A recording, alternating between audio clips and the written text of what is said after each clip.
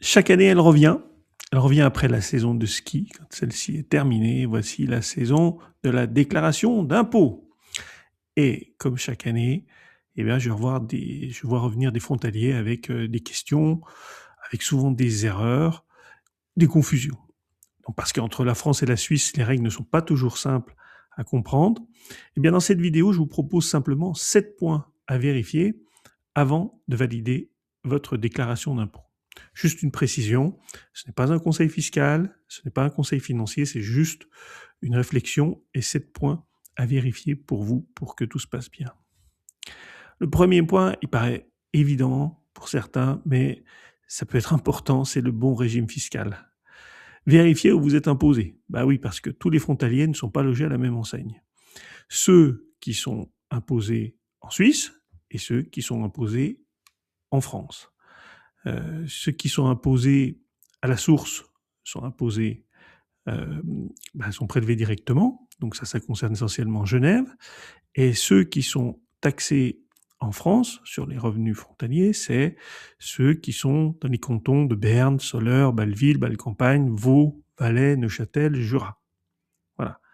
Alors, ça n'empêche pas que les frontaliers genevois doivent faire leur déclaration sur France, mais si c'est votre unique revenu, si c'est le seul revenu du foyer, ben vous ne payerez pas d'impôt sur France. Vos impôts sont sur Suisse.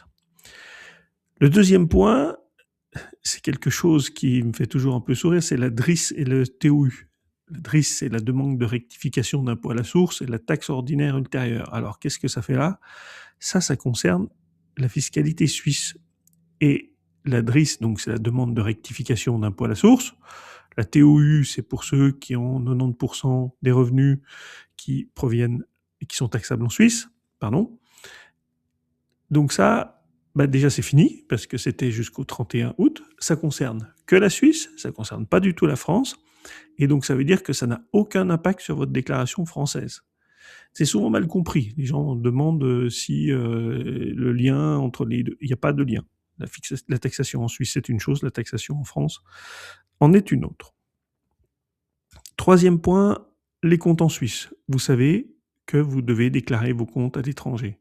Ça concerne vos comptes bancaires, vos comptes de change, vos comptes épargne et certaines applications ou néobanques. Si vous avez un compte, beaucoup de frontaliers l'ont chez Revolut, chez You, etc., vous devez le déclarer. C'est une obligation. Alors, ce qu'il faut savoir, c'est que ça génère aucune taxation. Les comptes ne sont pas imposés, il n'y aura pas de fiscalité supplémentaire. Ça génère pas d'impôt, mais il faut le déclarer. Sinon, vous risquez une amende. Et pour les plus techniques, il s'agit du formulaire 3916, mais qu'on retrouve sur la déclaration en ligne assez facilement. Le deuxième pilier, et c'est mon quatrième point, si vous avez fait un mouvement sur votre deuxième pilier. Alors, si vous avez fait un retrait en capital pour votre retraite, si vous avez fait un retrait pour de l'immobilier, pour acheter votre logement principal, ou amortir une dette sur votre résidence principale, ou si vous avez fait un rachat. Alors, il y a de la fiscalité en Suisse et de la fiscalité en France.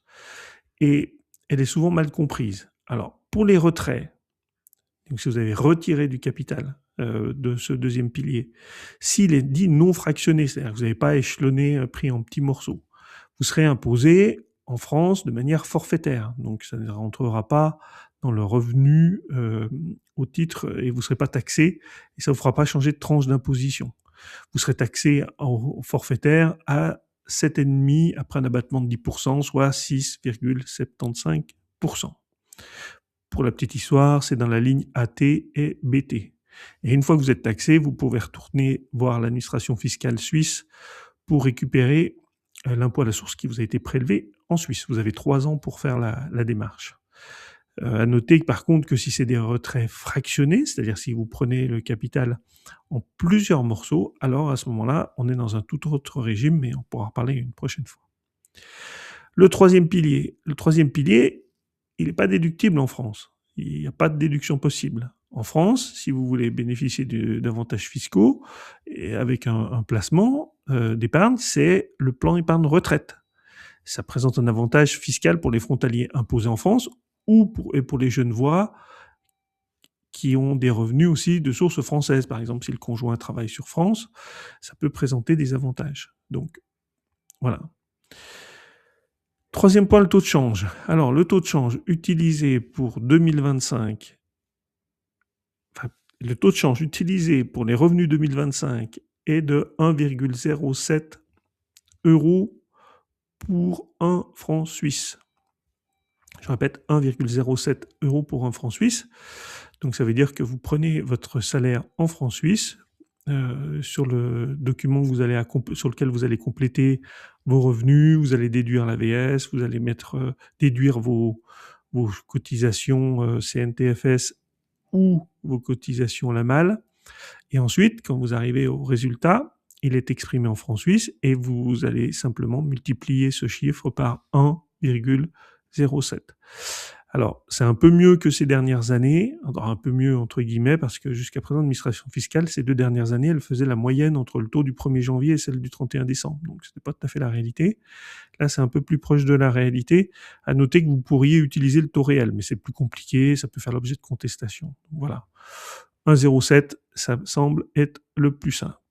Dernier point, il est classique, mais il ne faut pas passer à côté quand même, c'est déclarer la situation familiale. Si vous êtes marié, divorcé, une garde alternée, ces événements, ils ont un impact sur votre imposition, donc ils doivent être déclarés correctement. Donc voilà, les 7 points dont je voulais vous faire part. Simplement vous dire qu'une déclaration d'impôt pour un frontalier, c'est pas qu'une simple formalité, c'est aussi un moment qui peut avoir des conséquences sur votre épargne, sur vos décisions financières globales. Et donc, ça peut être intéressant de prendre le temps de vérifier ces points et pour éviter des erreurs. Si vous avez des questions sur votre situation, vous pouvez m'envoyer un message à l'adresse contact@montou.com. Je répète, contact@montou.com, je le mettrai dans les commentaires. Vous pouvez mettre dans les commentaires si c'est des questions générales. Sinon, je réponds à vos questions en live et en direct chaque mardi sur la hotline des frontaliers à 12h15. Et allez, comme on dit chez nous, Harvey